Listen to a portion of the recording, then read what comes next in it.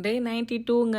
இன்னைக்கு ஆடி 1 இந்தியால. நீங்க வந்துட்டு எல்லாரும் சாமியெல்லாம் கும்பிட்டுருப்பீங்க. நானும் வந்துட்டு இன்னைக்கு காலையில சாமி கும்பிட முடியல. அதனால சாயங்காலம் சாமி கும்பிட்டேன்.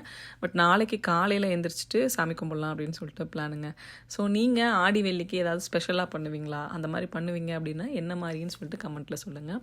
எனக்கு ஆடி மாதம் ரொம்ப ரொம்ப ஸ்பெஷல். இனிஷியலாகவே எனக்கு வந்துட்டு பார்த்தீங்க அப்படின்னா ஆடி மாதம் ரொம்ப ரொம்ப பிடிக்கும். ஆடி மாதத்தில் குழந்தை பிறக்கக்கூடாது அப்படின்னு சொல்லுவாங்க.